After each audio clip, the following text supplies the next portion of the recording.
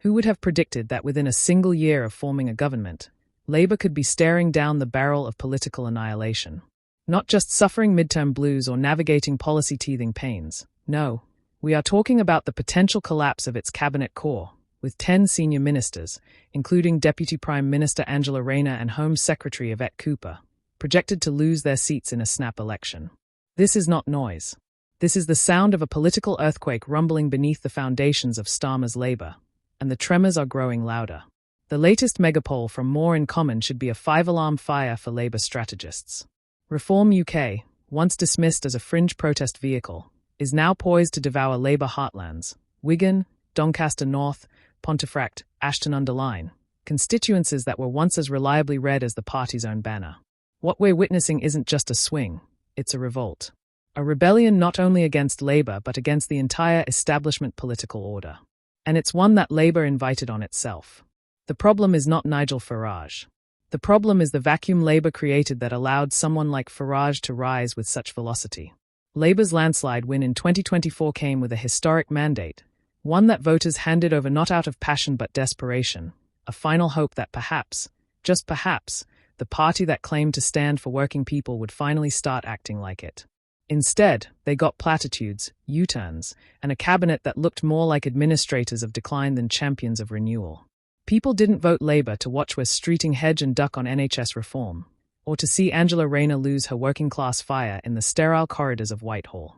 They didn't vote Labour to have their economic futures dictated by the cautious technocracy of Pat McFadden or the recycled slogans of Ed Miliband.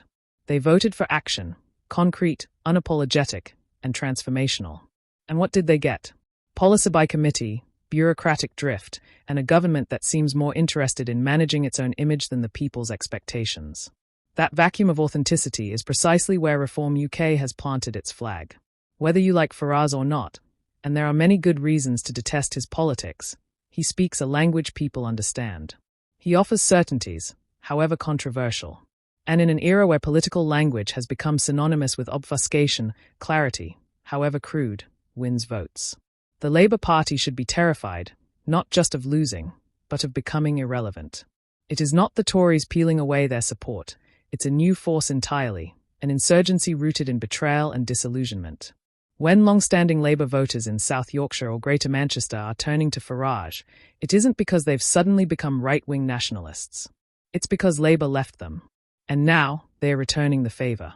Let's be clear, these projected cabinet losses aren't a fluke. You don't lose 10 senior ministers in polling models unless something has gone profoundly wrong at the heart of your operation. This isn't about media spin or messaging tweaks. It's about conviction, or the glaring lack of it. The modern Labour front bench appears allergic to it. Every policy position seems engineered to offend no one, and in doing so, inspires no one. A government that tries to stand in the middle of the road is destined to be hit by traffic coming from both directions. Starmer's team needs to understand something fundamental. Politics is not a management exercise. It is a battle of vision, of courage, of moral clarity. Right now, Reform UK offers that, however dangerous or divisive their vision may be. Labour offers spreadsheets. That's not just inadequate. It's insulting. The time for caution is over. If Labour wants to avoid an existential reckoning, it must stop governing like it's afraid of its own shadow.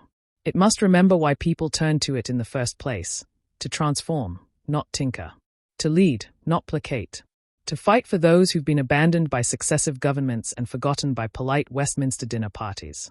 This poll should be Labour's wake-up call. Not just a warning, but a flashing red siren screaming from every political rooftop in Britain. The question isn't whether Reform UK can become a major force. The question is, why has Labour made it so easy for them? History is unforgiving to those who squander moments of hope. If Labour doesn't radically reorient itself, and fast, it won't just lose power. It will lose the people. And once that bond is broken, it rarely gets repaired. Just ask the Liberal Democrats. Or, better yet, ask the voters already circling a different box on their next ballot.